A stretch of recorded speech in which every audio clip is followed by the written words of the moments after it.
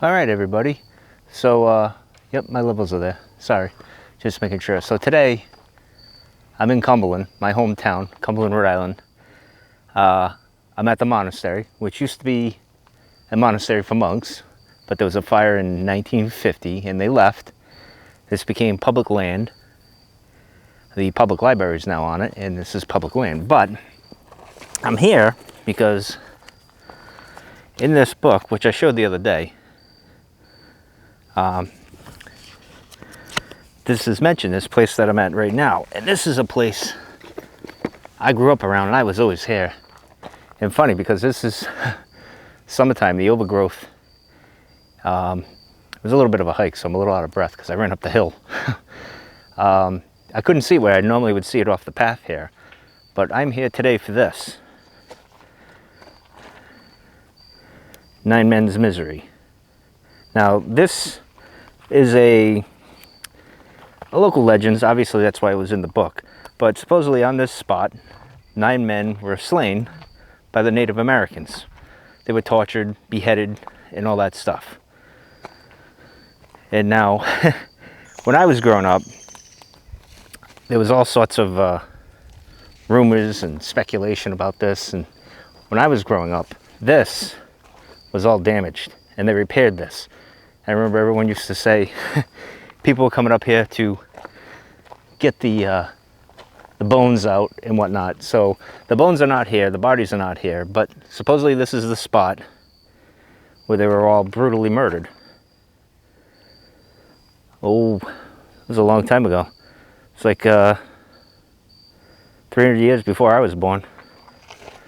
So this was erected in 1928 or 23, I think. Hard to tell, 28. So this is the spot. Now, you would think this would be a place where a lot of ghost stories would be, but there wasn't when I was growing up. I've never heard of any ghost stories here. There is a story I'll talk about back at the monastery here, but this is the monument. This is the oldest monument to a veterans monument in the United States.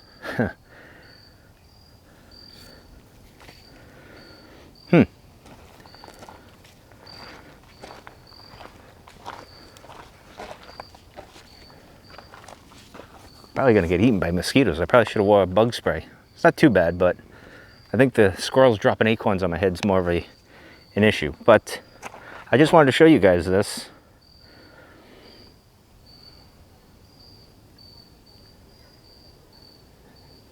Pretty interesting.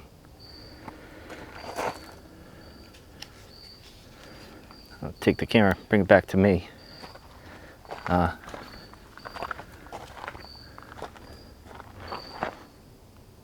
There's not much else to say about this, but this is I guess they found the heads in a museum somewhere in the Rhode Island Historical Society that was marked 9 Men's Misery. So pretty interesting site. I just wanted to share with you guys. I might go around and find these little locations like this from that book and kind of talk about them. There's not much really to say here because it's just a monument. It is eerie though. When you think about it, the 9 men were murdered here. It's very quiet, although there's some people walking over there. Huh.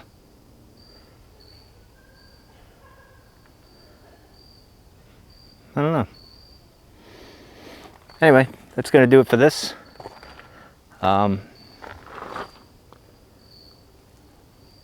I don't have much else to say.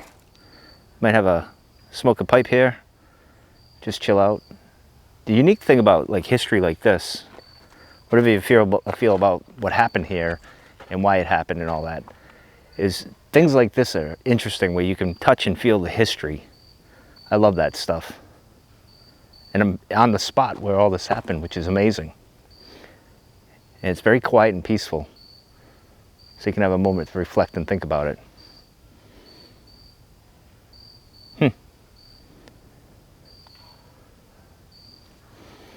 Yeah, some people over there. This is a very popular place to walk by. Actually, a lot of people, it's like right off the main trail, the monastery. And surprised I couldn't find it when I was, see, there's a big hill. It's a big hill walking up that. But back to my point with monuments like this and locations. I remember when I was at Pearl Harbor, one of the coolest things was when I was on the, well, not the ship, but the monument, and there's that platform where you go on. The ship, I don't know what it was. I want to say smokestack, whatever it was like within reach. I could have touched it. I didn't because of, it's very sacred and means a lot, and I would never do that. But to have history like right there on a big significant event like that is an amazing thing. So that's why I love these locations, and I love history like that. Like, that's one of the things I think people don't understand. Like, funny that we even speak in history, because on Facebook I had a post from 2013 that showed a photo of Hitler in Paris, and I get this from History There and Now, and what they do is they take a picture from World War II and then impose a modern day picture on that location and show it. And I did that, and I posted it. That was in 2013. Today I wake up and I get flagged. They said this content goes against the community guidelines. So I posted it again and again, got into some trouble. They took it down yet again. I posted it on my Instagram. I don't know if it's, let me see if I have it. Go to my Instagram here. Yeah, it's still there. So see, it was this photo right here. That's what I posted. So it's on my Instagram for now. So follow me on Instagram if you want to see that today. Whoops, sorry about the mic clip there.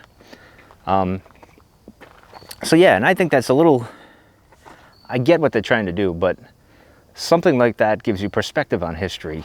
And that's what this monument does as well. Which is why I'm glad it's here. I'm surprised it's here with everything happening in 2020. But you need places like this where you can go and reflect.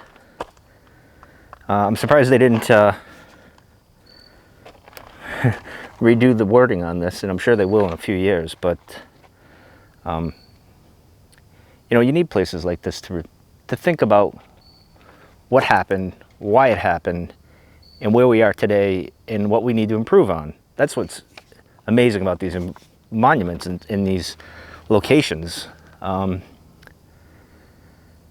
But you know, this day and age, everyone gets offended.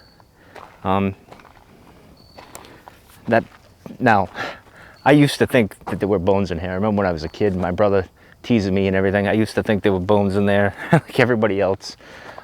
We used to come up here and try to look for them, but they're not there. This is just a monument. I think originally, maybe they were in there. It's possible, but I don't know if they were. They say this is the exact spot, but I don't know really if it was. But I imagine it was all about. But it's crazy to think, like, if you could go back 300 some odd years, 340, whatever, and come back and look at this and see how it really looked. It'd be interesting. It's almost like, reminds me of Custer's Last Stand, but the Rhode Island version of it, where, you know, same thing, so to speak, but we were a colony at the time.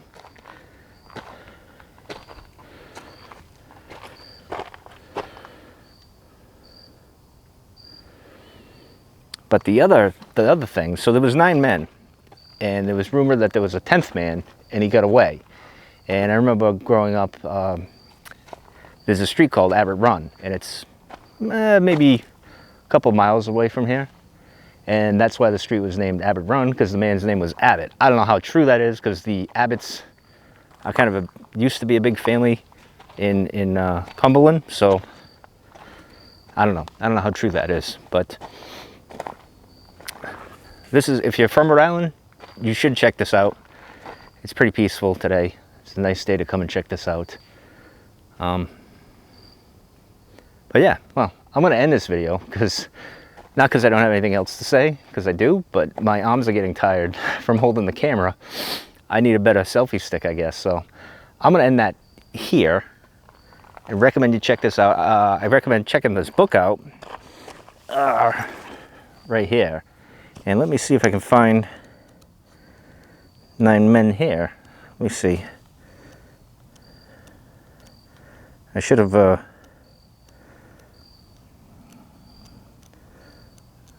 marked it. Ah, here we go. So it says here, basically, in March of 1676, it was on a Sunday. It was a spring Sunday, which is odd for these religious men to come out and persecute, but that's what they did.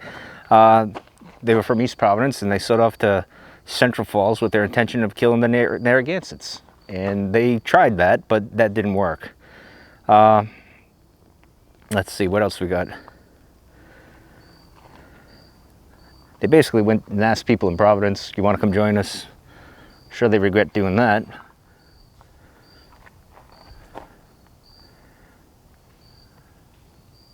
Yeah, so it says, when the Providence reinforcements finally arrived, they saw a grisly sight. Bloody corpses strewn about. Evidently, God was not on the side of the colonists this day. That seems evident. 10 men were unaccounted for. 9 men were eventually found.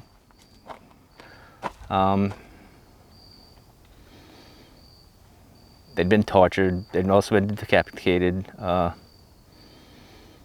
9 headless men.